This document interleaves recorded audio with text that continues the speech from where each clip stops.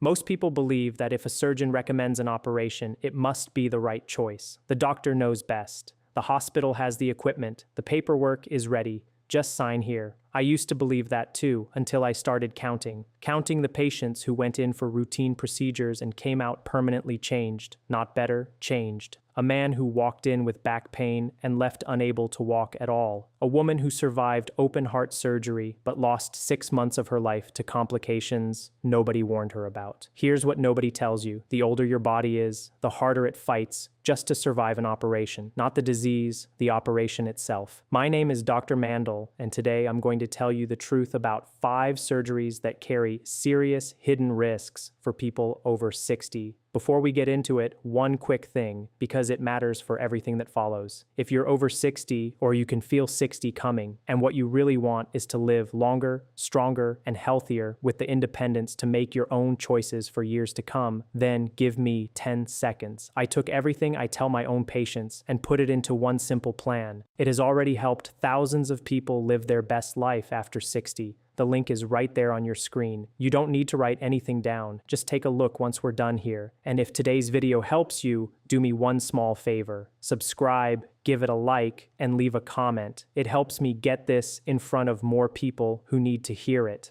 All right, let me ask you something. If you take a brand new car and a car with 200,000 MI on it, and you put them both through the same stress test, do you expect the same result? Of course not. And yet, for decades, medicine treated a 70-year-old body the way it treated a 40-year-old one. Same surgical protocols, same recovery expectations, same timelines. That's starting to change, but not fast enough. Here's what happens inside an older body when it goes under general anesthesia. The heart has to work harder. The lungs take longer to clear the anesthetic. The kidneys slow down processing medications. And the brain, this is the one that surprises people. The brain becomes temporarily disoriented in ways that can last weeks or even months. Doctors have a name for it, post-operative cognitive dysfunction. And in patients over 70, it happens far more often than anyone admits. Now, I want to be absolutely clear about something. Age alone is not a reason to avoid surgery. I have operated on 80-year-olds who bounce back faster than some 50-year-olds. Age is just a number, but frailty is not. Frailty is a medical term. It means the body's reserve has dropped below a critical threshold. Roughly 40% of people over 75 show signs of frailty. That number jumps to nearly 60% over 85. So here's the real question. It's not whether someone can survive the operation, it's whether they can survive the recovery. Those are two very different things, and that distinction is going to matter a great deal right now. Surgery number 1, open heart surgery in frail patients. Coronary artery bypass grafting, CABG we call it, is one of the most common major surgeries performed on older adults. The idea is simple. Your arteries are blocked, we reroute the blood flow, and for the right patient, it works beautifully. But here's what the brochure doesn't show you. Open heart surgery requires stopping your heart completely. We put you on a bypass machine, a device that does the work of your heart and lungs while we operate. For a 60-year-old in good shape, that's manageable. For a 78-year-old with kidney disease, mild diabetes, and cognitive decline, that bypass machine is a serious assault on every organ in the body simultaneously. Studies show that in frail elderly patients, open heart surgery carries a 30 to 40% risk of major complications, stroke, kidney failure, prolonged confusion, extended time on a ventilator. And here's something that stops people cold. Up to 15% of high-risk elderly patients do not survive the first 30 days after this surgery. So what's the alternative? In many cases today, there is one. It's called TAVR, transcatheter aortic valve implantation, a catheter-based procedure that never requires stopping the heart or opening the chest. Less dramatic than surgery, but far kinder to a body that needs kindness, not a battle. Does this mean you should refuse heart surgery? Absolutely not. It means you should ask your surgeon one question. Am I a candidate for a less invasive approach? That question alone could change everything. Surgery number 2, aggressive spinal surgery. Back pain in your 60s and 70s is almost universal. I don't know a single patient over 70 who hasn't mentioned their back. And the solution that gets offered more and more often is spinal surgery. Fusions, multi-level decompressions, hardware inserted up and down the spine. Now, I need you to hear this clearly. Some spinal surgeries are absolutely necessary, no question. A spinal cord being actively compressed, causing loss of bladder control or paralysis, needs surgical intervention immediately. But elective spinal fusion for chronic back pain in an elderly patient, the evidence is genuinely troubling. A major study published in the journal Spine found that in patients over 65, complex spinal fusion had a complication rate exceeding 40%. 40%. And the most common complications weren't minor. Blood clots, infections, hardware failure, and something called adjacent segment disease, where the vertebrae above and below the fusion start breaking down because the mechanics of the spine have been permanently altered. The hardware holds one section rigid and the rest absorbs the price. And here's what frustrates me most: the pain relief. Studies show that for many elderly patients with degenerative spine disease, aggressive surgery provides no better long-term pain relief than physical therapy and targeted injections. No better, but with dramatically higher risk. I had a colleague, a brilliant spine surgeon, who once said to me, "Sometimes the best operation is the one you don't do." I think about that a lot. Have you ever been told surgery was your only option for back pain? Write that in the comments. I want to know how many of you have heard those exact words. Surgery number 3, major cancer resections. This one is the hardest to talk about because when someone hears the word cancer, the instinct is immediate and powerful. Cut it out, remove it, get rid of it.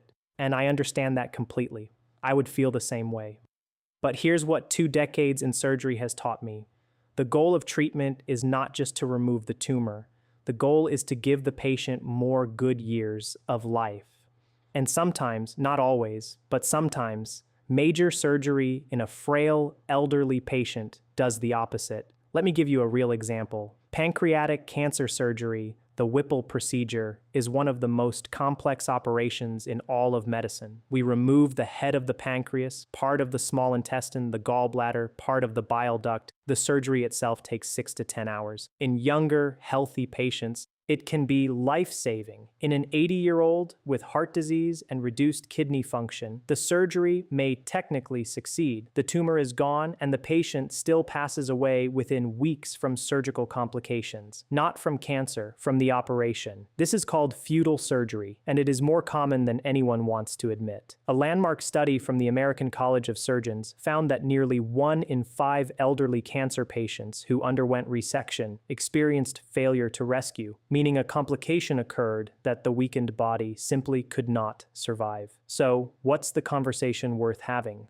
Ask your oncologist this question and ask it directly. If we don't operate, what does watchful waiting, radiation, or targeted therapy look like for someone my age and health status? That question opens a door many patients never even knew existed, and sometimes the answer behind that door is genuinely better. Surgery number 4, elective joint replacement in severely ill patients. Hip and knee replacements are among the most successful surgeries ever developed. I say that without reservation. For the right patient, a new hip genuinely transforms quality of life. People go from barely walking to playing with their grandchildren. It's remarkable. But here is where it gets complicated for older adults. The word elective means the surgery is planned, not an emergency. You have time to think, you have time to prepare, and crucially, time to ask whether this is the right moment for your specific body. Because here's what the statistics show. In patients over 75 with 3 or more serious health conditions, heart disease, diabetes, chronic kidney disease, obesity, elective joint replacement carries a significantly elevated risk of perioperative complications. Blood clots are the biggest danger. Deep vein thrombosis, clots forming in the legs, can travel to the lungs and become life-threatening pulmonary embolisms. In elderly patients with reduced circulation, this risk is substantially higher than in younger patients.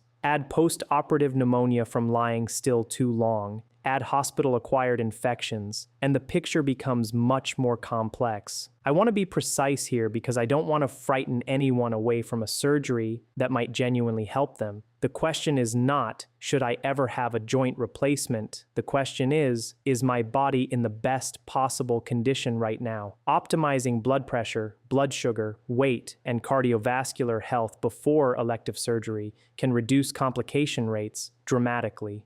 Some hospitals now require a formal prehabilitation program before they'll schedule these operations for high-risk elderly patients. And that is exactly the right approach. Has your doctor ever discussed prehabilitation with you before a planned surgery? Most people have never even heard that word, and they absolutely should. Surgery number 5, emergency abdominal surgery. Now, I need to pause here for a moment because this one is different from the others.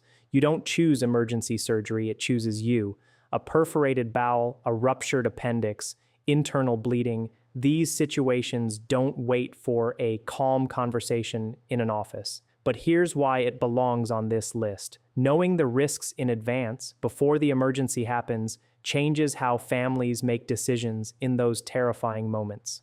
Emergency abdominal surgery in patients over 75 carries some of the highest mortality rates in all of surgery. We're talking 30 to 50% in the most severe cases. Not because surgeons are unskilled, but because an elderly body under sudden trauma is fighting on too many fronts at once. The liver, kidneys, heart, lungs, they all get hit simultaneously. And the inflammatory response that a younger body controls within days can spiral in an older body into something called systemic inflammatory response syndrome. When multiple organs start shutting down in sequence, it is as serious as it sounds. So, what can you actually do with this information?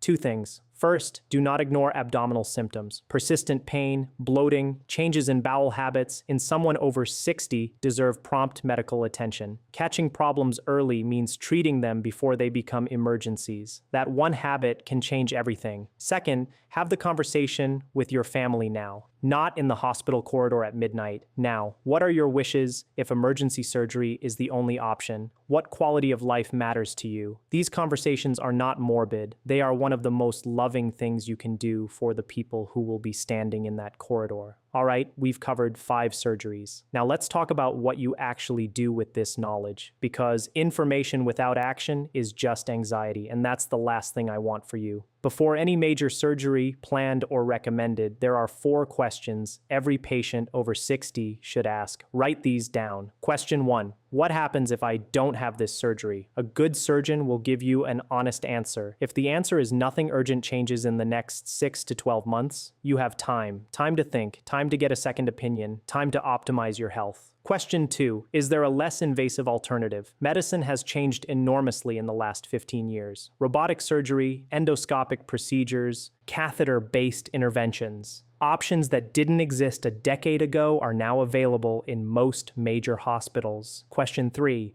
What does recovery realistically look like for someone my age and my health profile? Not the average patient, you, your heart, your kidneys, your current medicines, your living situation. The answer should be specific, not generic. And question 4, this is the one most people never ask. What is your personal complication rate for this procedure in patients over 70? Surgeons track this. They know their numbers. A confident, honest surgeon will tell you. If they seem uncomfortable with the question, that itself is information worth having. Now, I want to give you something most patients never get told because it can change your odds more than almost anything that happens in the operating room itself. If you do decide a surgery is right for you, what you do in the 2 to 4 weeks before you walk through those doors matters enormously. Surgeons spend years mastering the procedure. Almost nobody spends 2 weeks preparing the body that has to survive it. Let's fix that. The first piece is the one we touched on earlier, prehabilitation. It's training for an event because that is exactly what surgery is. Your body is about to run a marathon while you're asleep. So, in the weeks before, you build reserve. You eat more protein because protein is what your body rebuilds tissue with. And most people over 60 walk around quietly, under-eating it. You walk every single day, even just around the block, because the stronger your legs and lungs are going in, the faster you're up and moving after. And getting up and moving is what prevents the blood clots and the pneumonia I talked about. And if you smoke, even stopping 2 weeks before surgery measurably lowers your risk of wound and lung complications. 2 weeks? That's it. I have watched prehabilitation turn a high-risk patient into a routine one, and it costs nothing but effort. The second piece is the conversation almost nobody has, and it's the one with your anesthesiologist. Remember the brain fog I mentioned? Post-operative cognitive dysfunction. There are real practical things that lower the odds of it. Ask for a preoperative anesthesia consultation. Bring a complete list of every medication and every supplement you take. And I mean everyone, including the fish oil and the herbal sleep aid, because some of them interact with anesthesia in ways that surprise people. Ask whether a regional or spinal anesthetic, where they numb just the area instead of putting your whole brain under, is an option for your procedure. For many hip and knee operations, it is, and it is often gentler on an older brain. And here is a small thing that sounds almost too simple to matter. If you wear hearing aids or glasses, ask to have them with you right up until the moment you go under and back on the moment you wake up. Patients who can see and hear when they wake up get confused far less often. The research on hospital delirium is clear on this, and it's free. The third piece is the part everyone forgets until they're living it. The recovery setup at home. Arrange your help before the surgery, not after. Who is driving you? Who is staying with you the first few nights? Where is the bed? Because the fewer stairs you have to climb in the first week, the better. Clear the rugs and the cords you could trip on. Fill the prescriptions in advance so you're not sending a tired family member out to a pharmacy at 9 UOs at night. The first 72 hours after you get home set the tone for the entire recovery. And a body that isn't fighting a fall or a missed medication heals faster. Watch for the warning signs in those first days too. Sudden confusion, a fever, a calf that's swollen, hot, or painful. Any of those, you call, you don't wait. And the fourth piece, please get the second opinion. I know it feels awkward. People worry they'll offend the surgeon. Let me put that worry to rest right now. A good surgeon expects it. A good surgeon welcomes it because they would want one for their own mother. Bring your scans and your records so the second doctor is looking at the same picture. And if two qualified surgeons looking at the same body and the same images land on two different recommendations, that is not a problem. That is information. That is exactly the kind of thing you deserve to know before anyone picks up a scalpel. None of this is about fear. It is about walking in prepared instead of hopeful. The patient who shows up strong, informed, and organized is a fundamentally different surgical risk than the one who shows up frightened and underprepared, even when the operation is identical. You have more control over which of those two people you are than anyone has ever told you. There's one more thing I have to give you, and it might be the most useful of all, because it's about reading the recommendation itself. Over the years, I've learned that the way a surgery is presented to you tells you almost as much as the surgery does. So, here are the warning signs. When you hear them, you slow down. The first red flag is speed. You're being rushed. We need to get you on the schedule right away. Now, if you are bleeding internally, yes, fast is exactly right and you should move. But for a planned elective operation, real urgency is rare, and a true professional knows that. If a knee that is hurt for 10 years suddenly has to be replaced this month, ask why this month. The pressure to decide quickly is almost never about your body. It's about a calendar. The second red flag is a single path. You walk out with exactly one option, surgery, and no mention of anything else. Remember, by the time you're 70, there is almost always more than one road. Medication, physical therapy, injections, watchful waiting, a less invasive version of the same procedure. If none of those even came up in the conversation, it isn't because they don't exist, it's because nobody put them on the table. The third red flag, and this is the one people miss completely, is that the do nothing for now option is never discussed. Doing nothing, or rather watching carefully and treating conservatively, is a legitimate medical choice. And for many conditions in older adults, it's the right one. If your surgeon can't or won't tell you what happens if you simply wait and monitor, you don't yet have enough information to consent to anything. The fourth red flag is how your questions land. You ask something hard. What is your complication rate? What are my alternatives? What happens if I wait? And instead of an answer, you get a brush off. A good surgeon does not get defensive when you ask the very questions they'd ask for their own family. If the questions make the room tense, pay attention to that tension. It's telling you something. And the fifth red flag is a recovery that gets glossed over. Oh, you'll be back on your feet in no time. That is not a recovery plan, that's a sales line. The honest version sounds different. It sounds like, here's week 1. Here's when you'll need help at home. Here's the part that's genuinely hard. Here's what we watch for. Specificity is a sign of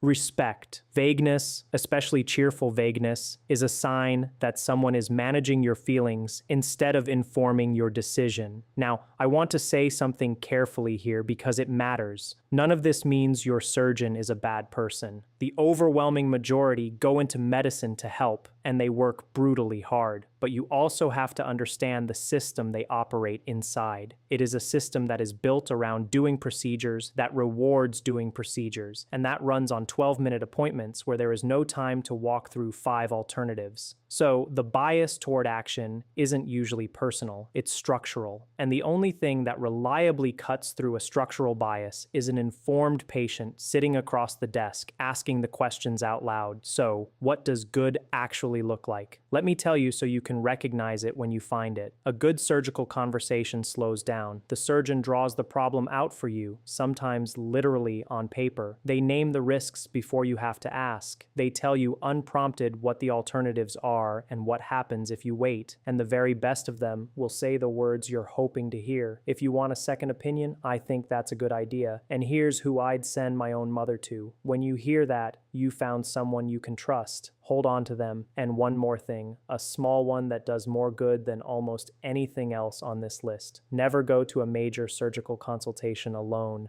Bring someone with you, a spouse, an adult child, a good friend. Here's why this matters more than people think. In 15 years of practice, I have watched it happen over and over. The moment a patient hears a frightening word, cancer, surgery, blockage, a kind of fog comes down. The mind goes to a worse place. And from that second on, they barely hear another word, the doctor says.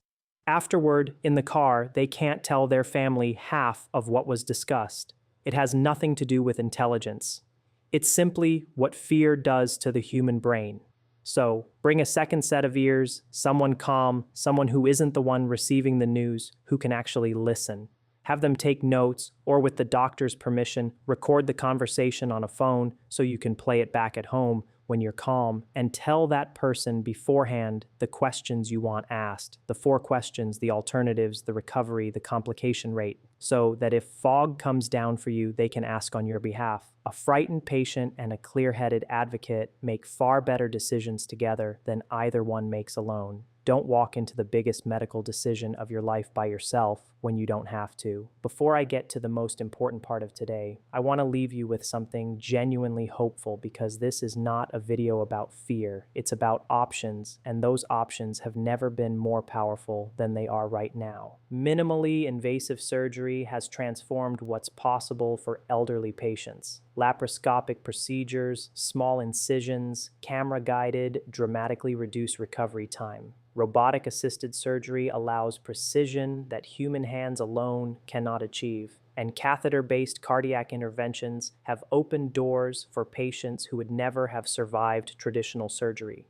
Beyond surgery itself, and this is something I wish more patients heard, optimized medical management is genuinely powerful. The right combination of medications, supervised physical therapy, targeted injections, and nutritional support can manage many conditions that previously seemed to require a knife. The body wants to heal. Sometimes our job as surgeons is simply to get out of its way and give it the tools it needs. I want to tell you about a patient. I call him Gerald. 71 years old, retired engineer, sharp as a tack. He came to me after 3 different surgeons had recommended open heart surgery for a blocked coronary artery. 3 surgeons, 3 recommendations, same answer every time. Gerald wasn't afraid of surgery, he was afraid of losing himself. He'd watched his wife go through a major operation 2 years earlier and come out confused, exhausted, and never quite the same. He told me, "Dr. Mandel, she went in as my wife and came out as someone I had to take care of." That sentence has stayed with me ever since. When I reviewed Gerald's full profile, his kidney function, his frailty score, his cognitive baseline, I sat down with him for 40 minutes, not 15, 40, and I told him the truth. Surgery was an option, but so was an aggressive medication protocol combined with cardiac rehabilitation. The data for his specific profile showed comparable 5-year outcomes between the 2 approaches. He chose the non-surgical path. That was 4 years ago. Last month, he sent me a photograph. He's standing at the top of a hiking trail in Colorado with his 2 granddaughters, both taller than him now, grinning like he won the lottery. Here's what I need you to understand. This is the single most important thing I will say today. A surgical recommendation is not a verdict. It is the beginning of a conversation. You are not a passive recipient of medical decisions. You are an active participant in your own care. The moment you walk into a surgeon's office, you have the right to ask every hard question, to request every alternative, and to take every day you need. The surgeon holds the scalpel, but you hold the choice. And that choice, made with full information and clear eyes, is the most powerful tool in medicine. More powerful than any operation I've ever performed. Let's bring it all together. 5 surgeries that carry serious hidden risks for people over 60. Open heart surgery in frail patients where less invasive alternatives now exist.